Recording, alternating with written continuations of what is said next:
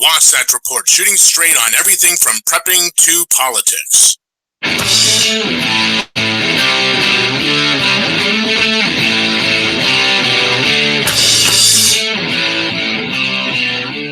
Well, hello, everybody, and welcome to the Wasatch Report. I'm your host, Suzanne Sherman, here on the Cerberus Radio Network, where we defend liberty and freedom from the flames of tyranny. Today is May 30th, year of our Lord 2019. I cannot wait for summer. It's still kind of winter here in Utah. Some crazy winter across this country. We've been talking about preparedness. We might touch on that at the beginning of the show as we get rolling here. Jeff Johnson's in the studio today, and Sandra Kinsel is also with us, and they'll both be joining me as well. Want to remind you, you can follow us on Facebook, facebook.com. CRN is our fan page, Cerberus Radio Network. Suzanne Sherman's The Wasatch Report. Links to all of our shows, notices for all of our shows are there. Jeff Johnson is administering my page for me while I am on Facebook timeout. We have a Twitter page as well, and I believe Jeff is monitoring that one because I left Twitter. They wanted to have my phone number, and I said no. I am on MeWe, and I know that is an alternative to Facebook, albeit a very quiet one. That being said, if you opt to follow me there, I have been posting many articles. There's not a lot of commentary, not a lot of action there, but there are a lot of articles that I just don't have time to get to on the short time that we have on our show here as well. And I do have a website I have been uploading and information to and tweaking. I've done this all on my own, so it's not the most polished one out there, but it is SuzanneCSherman.com. We have a social media bar where you can go directly to SoundCloud, where we have our shows all recorded if you cannot listen live, and also our YouTube channel. I'm going to ask you, please subscribe, share, tell your friends. It's really difficult to get a foothold in an audience the way the media and the tech giants are really trying to shadow ban us there. But we do have a live YouTube chat. So as we're going and you're listening live, you can submit any of your questions to Jeff and he'll bring them up on the air. I'll be able to keep a Facebook window open and receive your personal messages if you want to contribute during the show. Also, feel free to send me a message at any time, and I'm happy to address whatever topics you would like us to as well. On my website, you can also find all of my published articles under Suzanne's articles, my blogs under blogs. I have a suggested reading section there as well. So far, I've got 3 books. They have Amazon affiliate links, and that is The Politically Incorrect Guide to the Constitution by Kevin Gutzman and Arthur T. Bradley's Family Disaster Preparedness Guide, comprehensive preparedness handbook. It was the first one I ever got.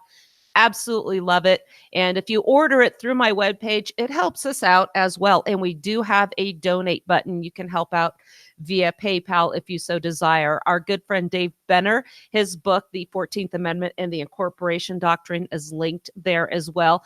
And I'm going to be adding some and modifying this as I go along. But I think this is a great way to start and suggest some reading materials for you out there. Let's see. Also, Liberty Classroom, we have a discount through our radio network. If you wish to get a $49 membership, normally $89, just go when you get to the checkout counter. Your coupon code will be CRN for Cerberus Radio Network. Cannot recommend Liberty Classroom highly enough. Quick jump across the pond before we get to some local issues. But before we do that, Sandra, how are you today? I am doing great, Suzanne. Thank you for asking. Delighted to have you here. Our good friend Greg Carpenter, aka Junk Bond, has a meeting today. So it's the 3 of us today. And Jeff, how are you, my friend? Doing pretty well. I can't complain too much other than all the rain. We've had nothing but rain. I was quite the chatty Cathy yesterday, so I'm going to try and make sure that I give you guys an opportunity to speak as well. And I also want to thank all our listeners that come in and join us and spend time with us, because time is not like money. You can spend money and get money back. You can earn it back. But once time is spent, it is gone. So if you take time out of your day to listen to us, do know we really, really appreciate it. We appreciate the people that are sharing our posts and trying to help get the word out. That is much appreciated. Jeff, you posted something great on our site. We were going to play it on the show. It was a comedian's take on Brexit. go to our page and check that out and give it a listen. But as we just found out, the Brexit Party had a significant victory in England yesterday. The European elections 2019 results, Brexit Party won as Nigel Farage dominates over the Tories and Labour. People are getting sick and tired of lack of representation in their government. They are going towards decentralization, and I hope that the people over on this side of the pond follow suit and get it, because we say here all the time, decentralization and taking power away from DC, peaceful political divorce. Nobody here is advocating civil war or any such thing, but we can peacefully and in conformance with the Constitution divorce ourselves from Washington, D.C. Ignore all the false indoctrination in that regard.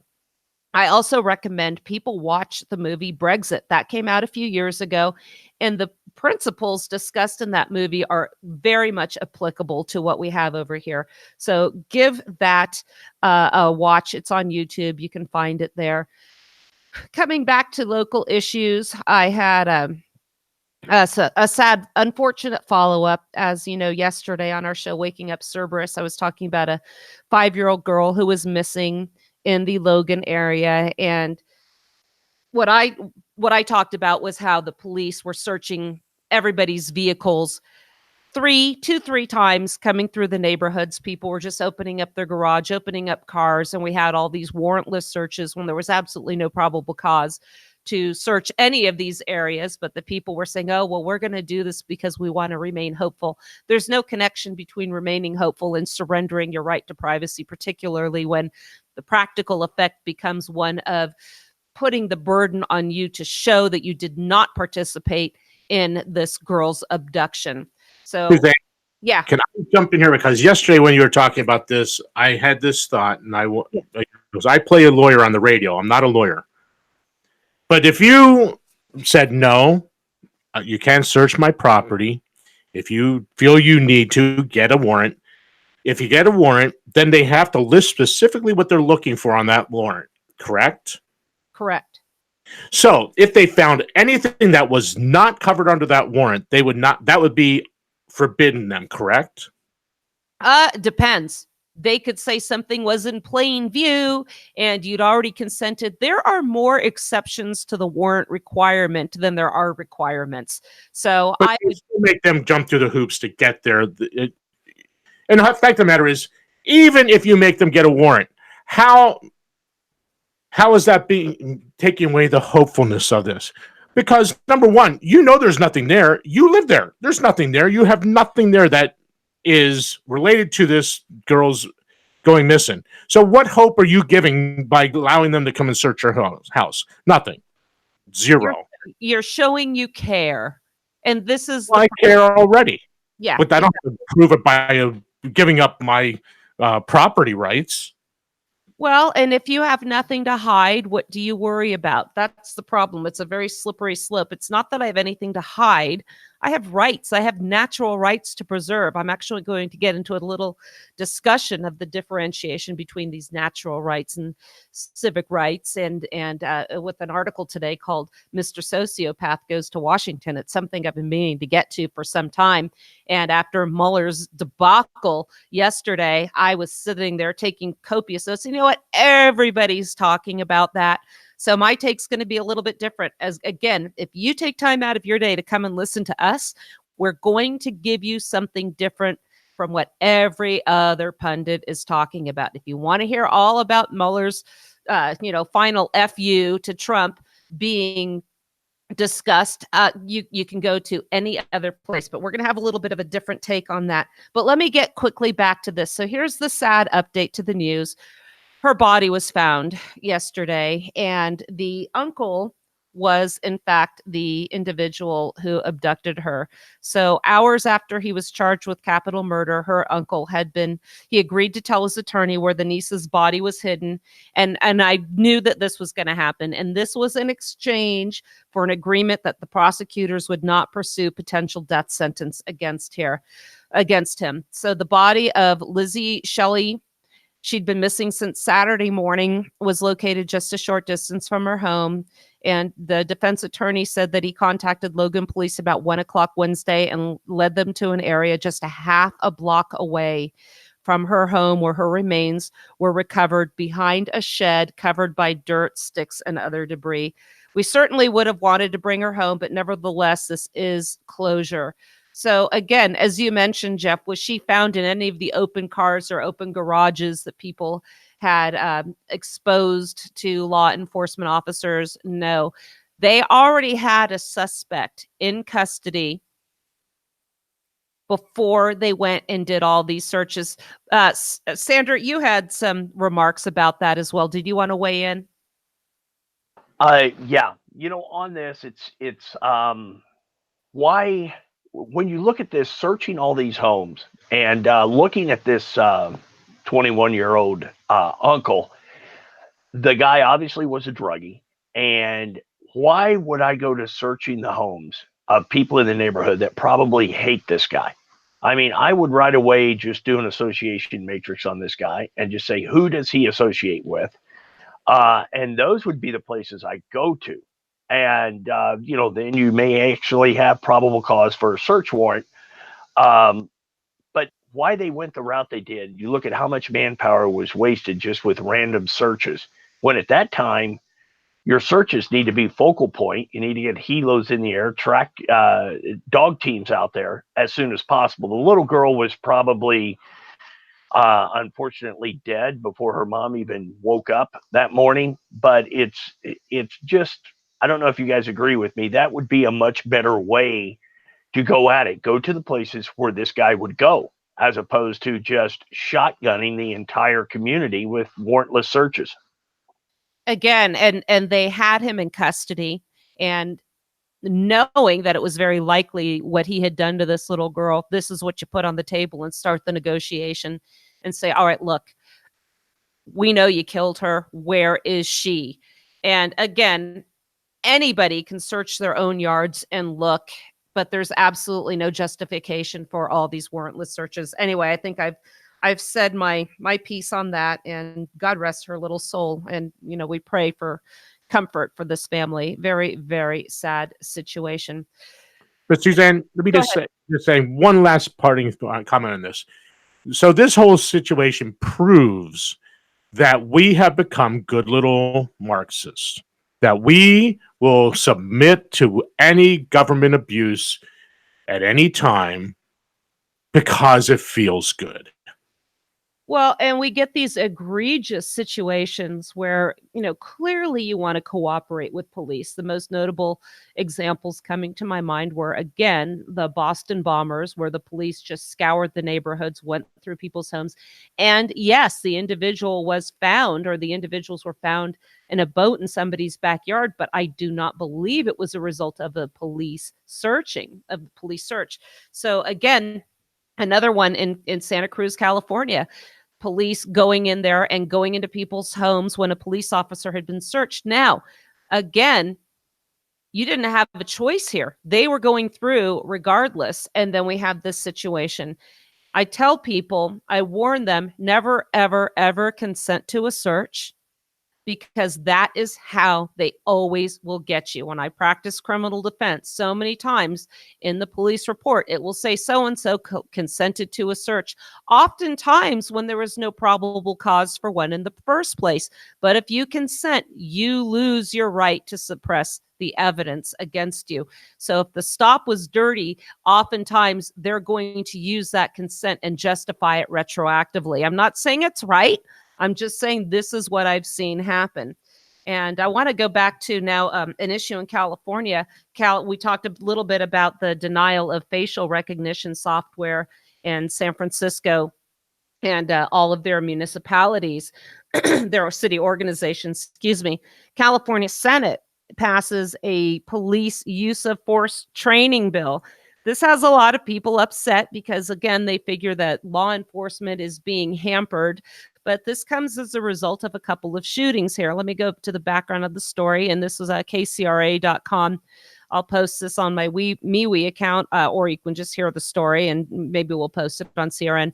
But anyway, the California Senate approved legislation Tuesday requiring officers to be trained in ways to avoid using deadly force. One of two measures intended to deter shootings by the police. And this proposal requires that the police on deadly force be standard, or policies on deadly force be standardized statewide, sending it to the assembly. It also requires officers to learn ways to de-escalate confrontations, alternatives to shooting suspects, and how to interact with those with mental illness or addictions. I don't recall the gentleman's name, but this was a homeless man who had a mental illness, and he was literally beaten to death by police officers. And again, I don't paint with a broad brush. This is not one of those the police shows. I have shown kudos to them and thanked them and called them for their good efforts, but I will also call out when there are issues. And I think this is a significant one in California. This bill makes fundamental changes to how law enforcement officers are trained, and this will enable the culture shift away from using force to get compliance. And we've all seen the videos of when this happens. We've seen riots occur as a result of this. New York, I forgot the guy's name, but he ended up in a chokehold and died over cigarettes. There is no reason in the world this should have happened. In California, a woman was just thrown to the ground. Yes, was she interfering? Yes, was she in the cops' way? Absolutely. But the guy that threw her to the ground was a beast. And this was absolutely not necessary. I'm not sure how long it takes to be in the police academy. It's not a long time. 6 months maybe in some places. After that short amount of training, you are authorized to use lethal force upon the citizenry. I do not think personally that it is unreasonable to seek further training, particularly when we're seeing these issues. So again, that this legislation is linked to a second measure awaiting assembly, and they're going to vote on that this week, that would allow police to use deadly force only when needed to defend against an imminent threat of serious bodily injuries to officers or bystanders. Guess what? That is the very same standard that applies to the rest of us. That is entirely reasonable. We've all seen the video. I saw a video of a guy that the police officer had his gun trained on him. He was picking up trash on his own piece of property. The officer is demanding that he put this. It's a little thing that you put down. Have you seen these, Jeff? It's just a thin piece of aluminum with plastic or rubber graspers at the end to pick up trash. And the officer has a firearm on him saying, "I feel threatened." If that were you or me, we would be arrested. I think this is absolutely reasonable. These bills were prompted by public outrage over fatal shootings by police, including the killing of an unarmed vandalism suspect in Sacramento that set off protests last year. And this bill is a recognition that we have a problem, one of the legislators said. And the vote came about the same day law enforcement leaders and dozens of rank and file officers held their first Capitol rally to lawmakers. So this pair of bills together will make California the #1 in the nation, pardon my French, on dealing with the use of force issues. The Senate includes training officers. The Senate bill includes training officers on how to work with suspects who are homeless, of different cultures, are mentally ill, or have communication issues that can lead to deadly confrontations. We've seen this with people with mental health issues, people that cannot hear. They're deaf, they cannot hear their instructions. So this is something that I hope will increase. I also suggest you read Rise of the Warrior Cop by Radley Balco, outstanding book on the militarization of police forces across America. I'll let you guys contribute if you want to comment on this at all. You want to go first, Jeff? All right. Since I had a little first-hand experience in law enforcement, I don't know where they think that this is something new in California, because every year since the academy, every year when we qualify, we have use of force training. So, and New York now, for a number of years, the buzzword in New York State law enforcement is de-escalation. And whenever you write reports, if you have a use of force, you have to have in there. You have to describe everything you did in de-escalation, or you're going to have a problem with the suits up in Albany. So this is nothing new in New York. I think it's the wave of of law enforcement in the future, and in some ways it's good, in other ways it's bad, but it is what it is. You adapt and you continue on in the job you have. So, Yeah. So that's it with that. Sandra? Okay. Yes. It's one of those things on it. You kind of touched on it, Suzanne. If I, as a citizen, could not justify the use of deadly force in that situation, do we want to give carte blanche to where the police officers do not even have to, so much justify it? I watched a video of the lady was obviously mentally disturbed.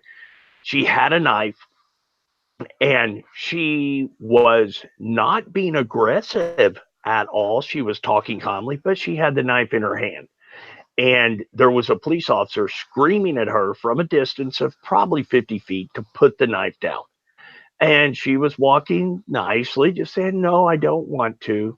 No, another police officer shows up, and both of them just started raising the level of emotion through the roof. The police officers were, the lady was very calm.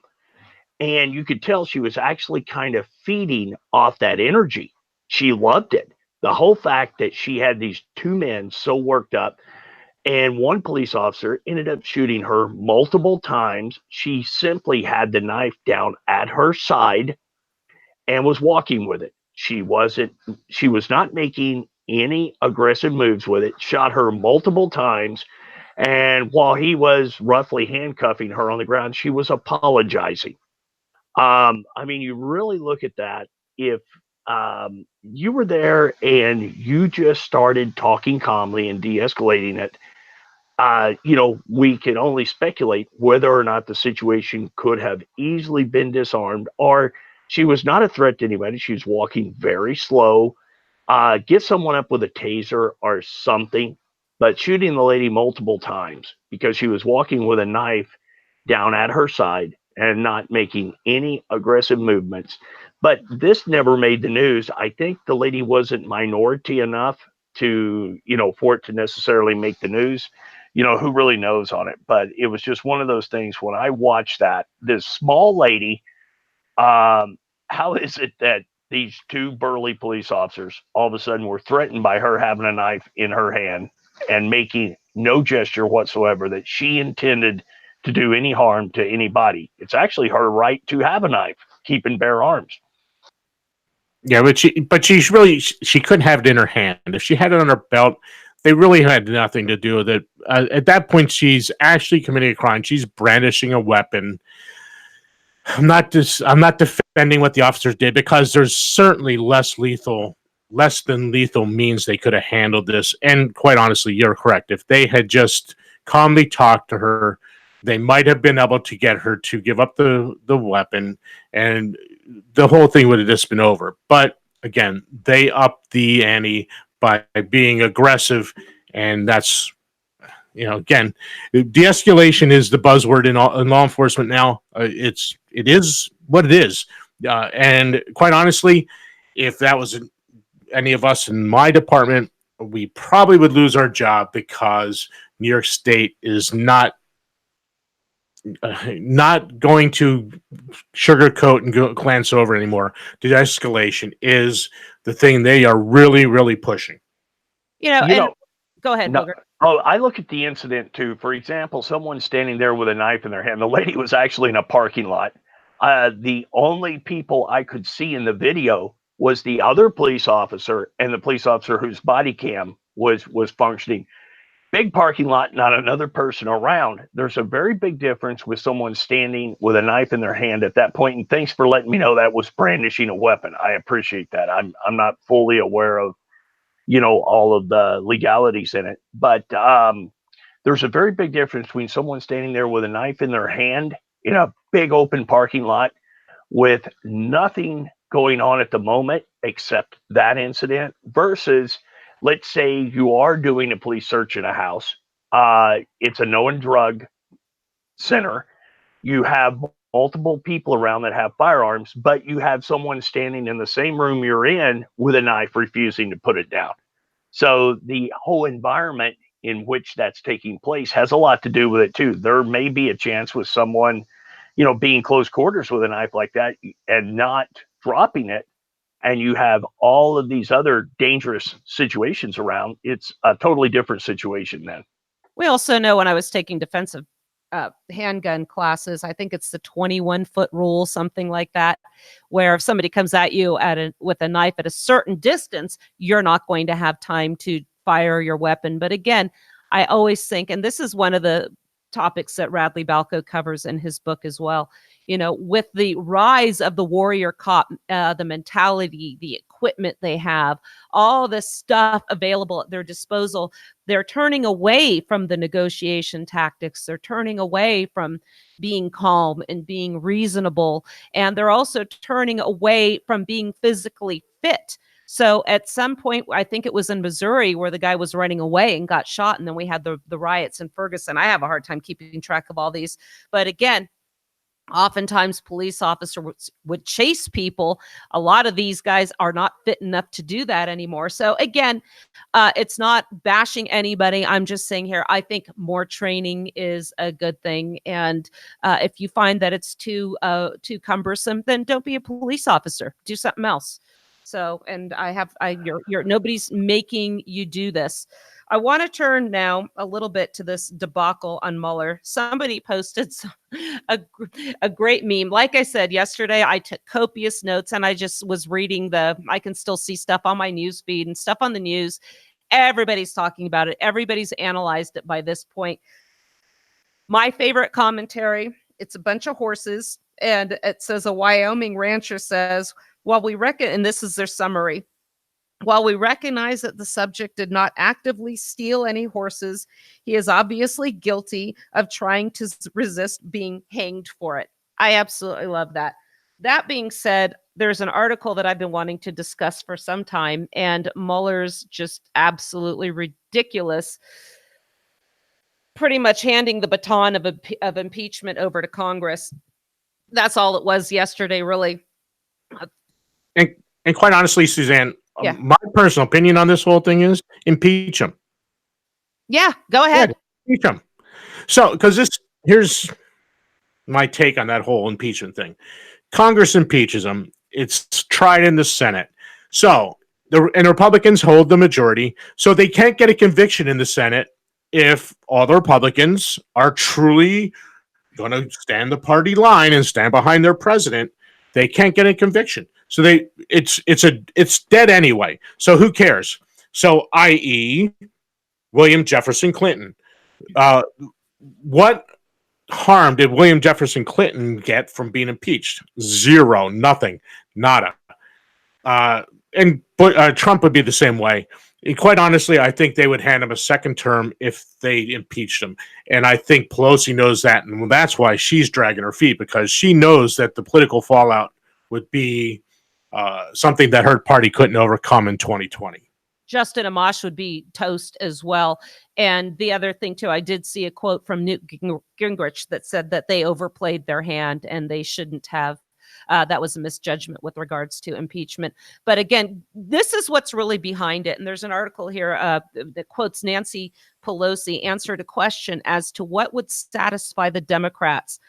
And she pretty much confirmed that the entire Russia probe, which has deeply divided Americans along partisan lines, and this is what she said, I'll be satisfied when we have a new president of the United States who is a Democrat. Notice, she didn't mention any kind of principles here, any kind of policy, just a Democrat. We don't care anything other than the fact that her party wins. In my recent article, and this was about Mike Lee jumping the shark on the Constitution when it came to a policy that he supported, never mind the week before he was quoting Article 1, Section 8, when he felt Donald Trump in the executive branch was encroaching upon congressional authority. But he doesn't like Article 1, Section 8 when it restrains congressional authority. And I quoted Clyde Wilson in his book Nullification, Reclaiming Consent of the Governed. And he explains here, and this is exactly relevant to Pelosi's statement I just quoted and what Mueller said yesterday. Here's what he says. The founding fathers did not anticipate the ravages of the two-party system and its abilities to foist cunning mediocrities on the public. He also explained that our representatives today are creatures of the political parties, and they are more adept at winning offices than at filling them, at conniving and self-promotion than at statesmanship. Boy, is that not true today. And that article you can find on my website, SuzanneCSherman.com, published by the 10th Amendment Center. Republican constitutionalists ignore the Constitution on family leave. I also highly recommend that book by Clyde Wilson. I'm going to put that on my webpage as well as recommended reading. So let's get to it here. This is an article by a website called The Burning Platform. Mr. Sociopath Goes to Washington. And yes, I know Mueller was not an elected representative, but I think that's even more of the problem, that we have these unelected bureaucrats, law enforcement, the DOJ and the FBI, who have their political preferences and they choose to go about them surreptitiously and avoiding the vote or the consent of the governed. So here we have, and again, this is a great, yeah.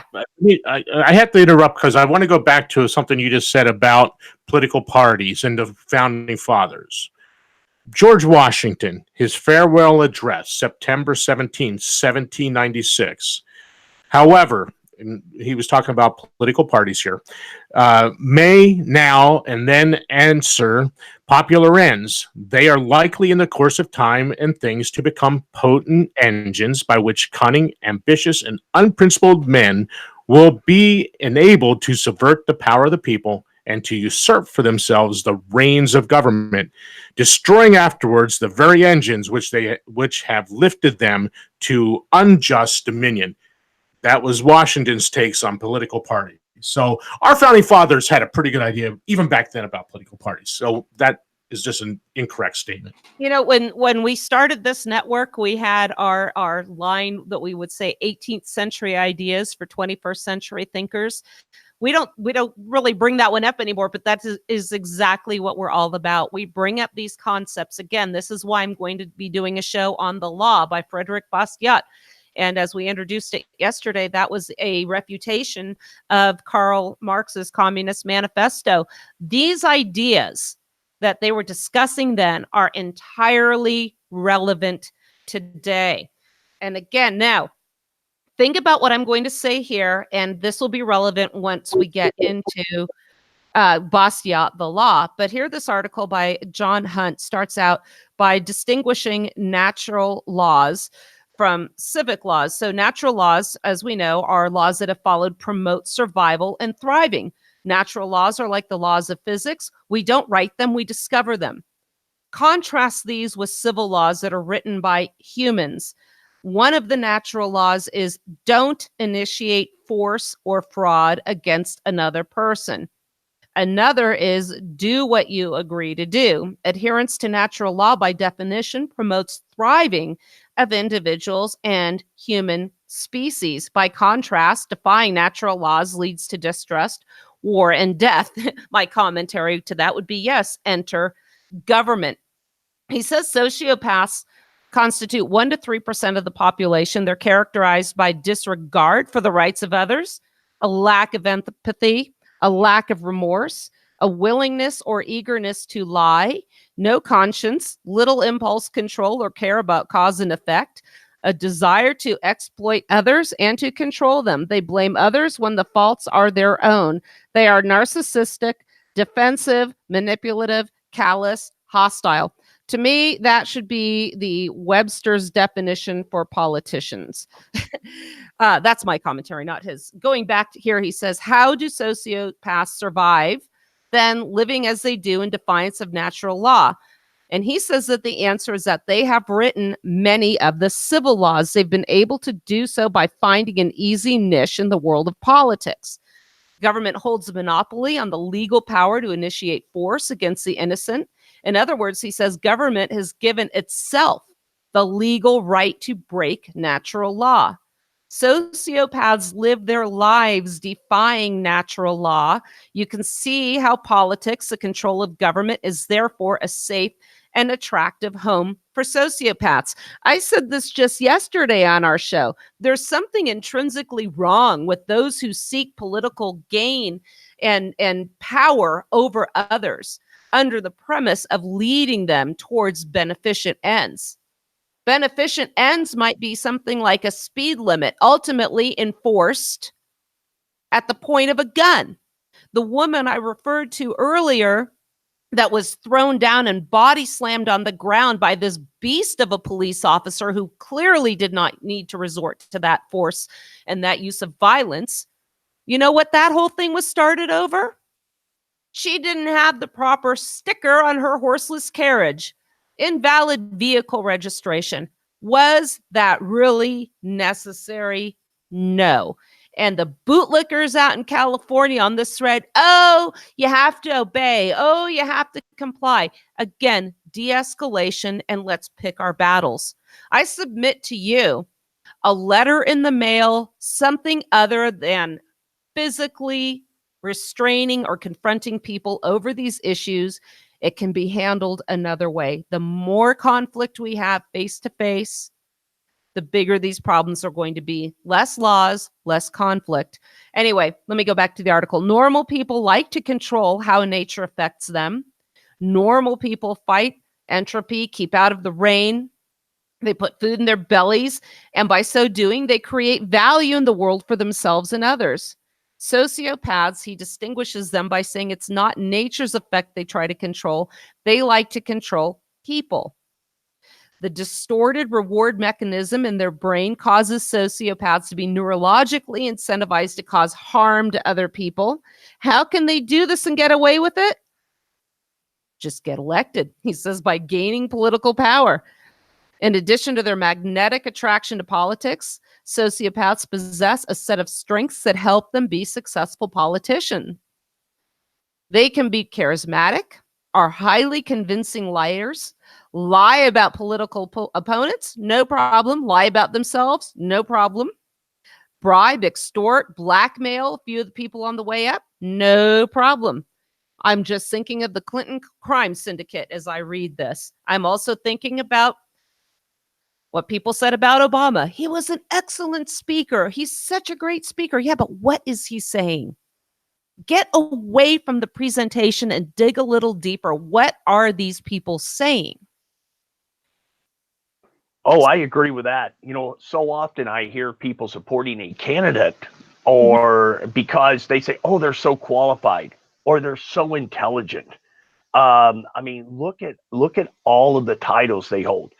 And my whole argument has always been, look, intelligence and ability is only a positive thing if the intentions are good. If this person is very intelligent and very qualified, but has bad intentions, that's a horrible combination. Absolutely agree. What did Obama say about Hillary Clinton? Never in the history of the United States has there been a more qualified candidate to be president of the United States. Never in the history. Apparently, she was more qualified than Thomas Jefferson, than James Madison. This is insanity at its finest. In fact, when she was interviewed, somebody asked her what her qualifications were, what her accomplishments were as Secretary of State. Guess how many she came up with? That would be a zero. She couldn't herself come up with a single Whitewater, Whitewater, Benghazi. Let me see. I might come up with some more. Libya is thriving thanks to her intervention there. Yeah. So she has. Yeah. Never mind. So anyway, and she really comes to mind with this sentence here too. Sociopaths are great liars who have a desire to control people. I say anybody that wants power as badly as she did should never be trusted with it. And we came very close to having her in charge. And, when we get to the point where defending our president, the best we can say is at least it isn't Hillary, it shows that's symptomatic of how dysfunctional we have become. So politics, they say here, is the nexus of both the sociopath's strength and desires. Republican or Democrat matters not. No, it does not. The sociopath can lie their way through any election. The author here also says, I wrote recently about the removal of neutral, unbiased people from the climate science community through a process of multiple distillation, how that can lead to lay people to receiving biased information regarding the very important issue for a shared climate.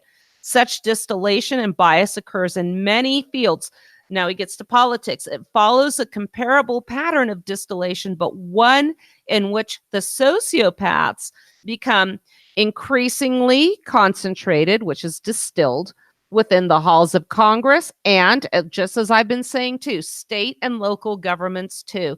The distillation of the political class into dripping with sociopathy is accomplished through several layers. And he goes through here with 4 categories, actually 5 categories. He calls the first of 4 of them all jerks. Category A, think they have the best answers. They're wiser, smarter, better than the rest of us.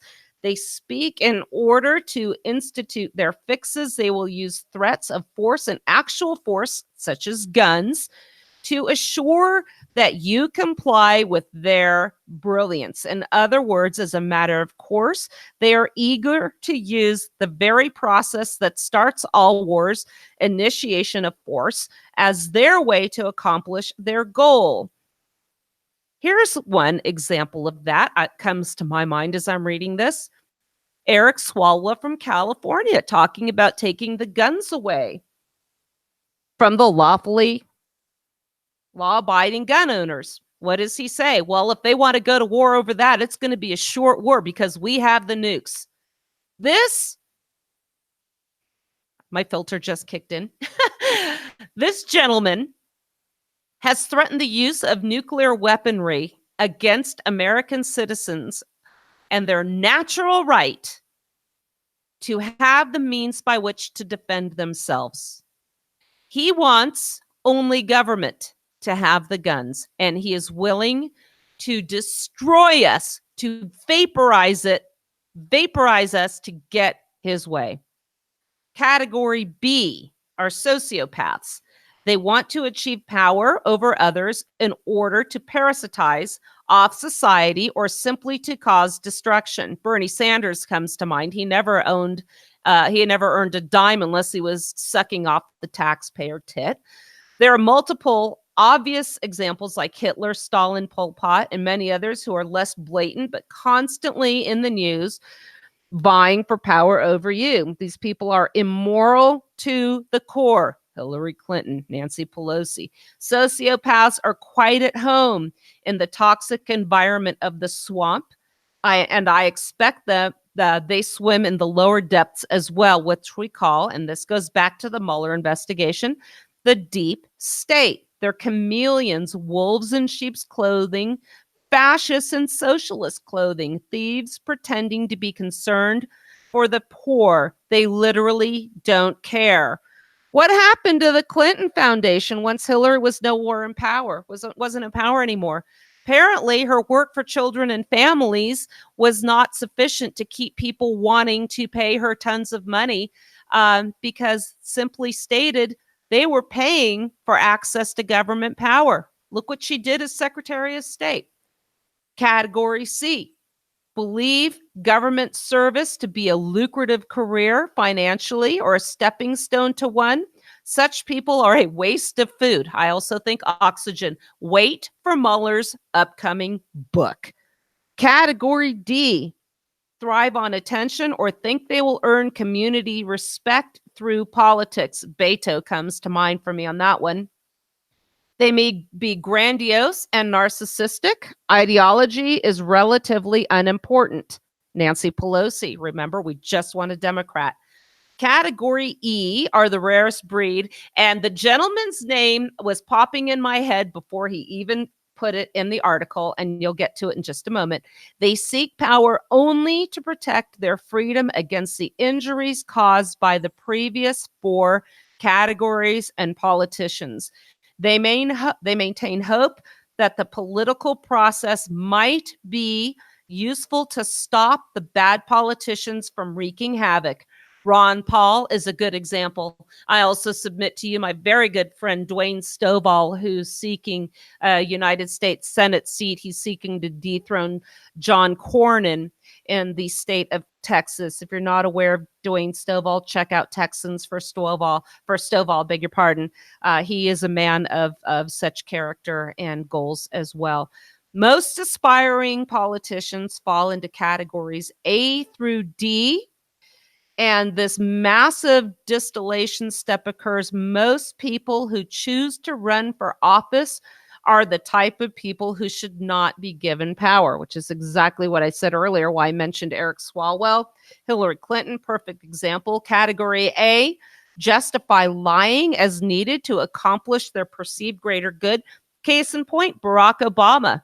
When he was a candidate, when he was a hopeful, he said he believed in traditional marriage. Subsequent to his election, he admitted he only said that because he needed to say so to get elected. He wouldn't be electable otherwise. They lie to get elected. They just do it. Stated with assurance and backed by the media, their lies gain the support of the uninformed, malinformed, and ideologically disabled population, which then supports, contributes, and votes for them. Note how they mention the media. That's what I mention all the time, part of the trifecta of evil. We have the government, the media, and the education system keeping us ill-informed and ignorant. Sociopaths outlie the aspiring politicians from other politician categories. This improves their election chances and concentrates their ranks further in the political sphere. This is the second distillation step that concentrates sociopaths in politics. Once successfully elected into the world of politics, the politician is immersed in a group of colleagues who are culled from among the various groups of the political wannabes above. The cocky narcissists, the crony leeches, and the sociopaths. They have to mingle and try to make agreements and compromises with these untrustworthy people. I'm thinking of Scott Brown, who was the independent elected in Massachusetts. Do you remember him saying that, hey, Obama, I'm coming with my truck? Well, guess what? Obama invited him to play basketball down in the basement of the White House. And pardon my language, but after that, Brown became Obama's little bitch. So he went in there with these lofty expectations, and then he became one of the very creatures that he said he was going to differentiate himself from. They have to mingle, make their agreements and compromises. This may be a sociopath's nirvana, but the good category E politicians usually can't endure such miasma for very long and are so are more than likely to flee the political swamp once they have maxed out their tolerance for those who live in it. This is an attrition, and it removes most of the good guys and leaves mostly the jerks in politics. So although some flies and vermin from category C and D linger, politics becomes predominantly a battleground between category A and B, a battle between those who will force their will upon you versus those who will parasitize off you. So between the two of those, at best, we have the likes of Bernie Sanders. At worst, we have the likes of Eric Swalwell, who will nuke you to take your guns away. Overall, we have a system that attracts and concentrates the very worst sort of people into positions of power. We have an opportunity to vote them out of office, but over the decades, these people have been able to rig the system and reinforce their power. They now control the regulatory regimes, the criminal justice system, medical system, retirement system. They support the fiat monetary system. Let me remind you, as we get up to this new presidential dog and pony show that we're going to have an election in 2020, with all the issues facing the nation, I submit to you The most important one will be completely ignored, and that is our system of fiat currency run by the Federal Reserve. They feed the crony state, going back to the article. Most importantly, they control the education indoctrination complex. They nurture divisions along racial and class lines, promoting insane economic notions. They start wars. They take away freedom. They make the laws. Again, not natural laws. This is not a conspiracy. This is what happens when we allow government to grow. Washington has grown until it has become intensely attractive to the worst sort of human scum. Is it any wonder, he asks here, that Congress is despised? Look at their approval rating. Folks, if your employer felt about you the way the American population feels about Congress, you would be in a food line. You would be homeless. Washington has grown, as I said here, to attract the worst of the worst. This is why Congress is despised. This is why government defies the laws of nature. It's a system that attracts the worst. The effects are going to be bad no matter what political party is running things. What did Trump just say he was going to do? Work with the Democrats for $2 trillion in infrastructure. Look for infrastructure in Article 1, Section 8.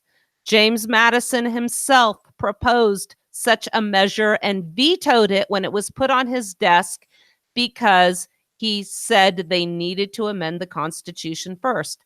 The Constitution is a dead letter. It no longer restrains Washington, D.C. It empowers them, because even people that say they are abiding by it don't even understand what it means. Again, referring to my article by Mike Lee, supposedly a constitutionalist. Americans, regardless of party or priority, have to learn that to solve each problem, not through the coercive mechanisms of government, but through voluntary cooperation of the people who choose to care about each problem. Voluntarism here, voluntarism, decentralization is the key to our solutions here. People just don't want to look that way. It's a little bit more difficult. By using voluntary means to solve our problems, instead of relying on government, we will disempower the sociopaths and other jerks. Disempowering the jerks should be a goal anyone but a jerk can support. I like the commentary they have there. I am collectivizing sociopaths into one group, but they are not all alike. We need to judge each sociopath individually, and I apologize in advance to any sociopath has given his proclivities, who has kept his proclivities in check.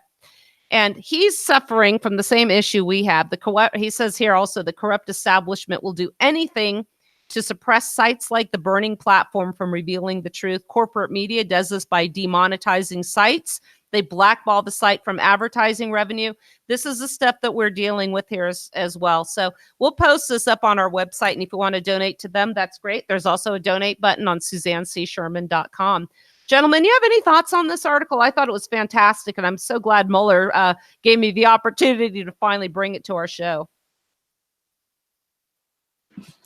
Not right now. It is a very good article, and all along I've said that Washington, D.C. attracts a type of person to it that is ambitious. There's no one that goes there that doesn't come away from there a multimillionaire. And how do they do that on $170,000 a year? Well, because they know everything that's going to happen. They write the laws that make themselves rich. And you look at all these ones, their family members getting rich. You got, which is a Feinstein or Pelosi that has his family member that gets rich off the military-industrial complex, hundreds of millions of dollars. It's a scam. It's a criminal organization. And there is only one solution. That is get it out of our lives, decentralize, make the local, perhaps at largest the state, but I even think the state is too large. I think we need to really break down into a confederation of counties in the state and rule ourselves locally. because locally we have a better chance of understanding what we need. Well, and you can actually have conversations with your politicians. I mean, Summit County, they host just in the little coffee shop down here in Colville. The council members will come and sit, and you can actually talk to them. So you can't do that in Washington, D.C. Your vote really doesn't matter in Washington, D.C. So I thought it was a great article. Sandra, did you want to contribute at all? Well, actually, I was going to talk about the appointment of sociopaths is even further compounded by the czar appointments. Okay, you're talking about you're appointing kings, okay, to positions of power. No one's voting for them now. A sociopath, is he going to appoint a good person to a czar position? No, he's going to appoint one of his minions who has the same goals as he does. And what I remember on that was when George Bush Sr. appointed Barry McCaffrey. As far as I know, don't quote me on this, that might have been the first time the word czar was used. When George Bush Sr. appointed Barry McCaffrey, a retired 4-star general out of Southcom, as the drug czar. Okay, what was actually accomplished out of that, apart from just more tyranny put on people? So we need to watch the czar thing as well on this, not just who we're electing, but who the elected people are appointing to positions of power unconstitutionally. And I mean, czar, he might as well have said king. We're appointing monarchs that are not accountable to anyone apart from the people that appointed them. Dangerous situation. You know, when you talk about the drug czar as well, you have to ask, where is the constitutional authority for the general government to regulate drugs at all, controlled substances? And there isn't any. And I refer to my article, Parchment and Plants, what the Prohibition era can teach us about the drug wars. And there was absolutely no constitutional authority for this. And going back to the expectation that the general government could ever, notwithstanding the 3 branches, be counted on to limit its own power. I've referred to this case before. It's Raich versus Gonzalez, and California, the state of California, which it had every right to do via Prop 215. The people voted in the legalization of the use of medical marijuana. Angel Raich, Angel Raich was her name. She had a very debilitating, painful condition, and marijuana alleviated her symptoms. It made her life tolerable. The useless SOs stood by from California and allowed the DEA agents to come in, take away, destroy the 6 plants she had growing for her personal medicinal use, as well as any marijuana that she was consuming. Her life again reverted back to being insufferable. Case went to the Supreme Court. Our originalist, textualist, Antonin Scalia, said that such behavior was acceptable when it was part of a larger government scheme or program. And he referred to the Controlled Substances Act. So because of the Controlled Substances Act, the behavior by the Drug Enforcement Agency in the furtherance of the provisions of the unconstitutional Controlled Substances Act were used to justify their unlawful, unconstitutional behavior. If it sounds like circular reasoning, yes, that's just what I'm doing. He was chasing his tail rhetorically to justify an egregious overreach of the general government. He did the same thing with regards to firearms cases, which are falsely hailed as victories. For firearms enthusiasts, the only victorious party in those cases was the general or national government. People need to dig a little bit deeper. We're about out of time, so I want to thank everybody for listening. We will find out if we're going to have a show, but if you can't listen live, always remember, go to SoundCloud. Please follow us there. And on behalf of Sandra and Jeff Johnson, I'm Suzanne Sherman. I want to thank you for listening. Have a great day. God bless you.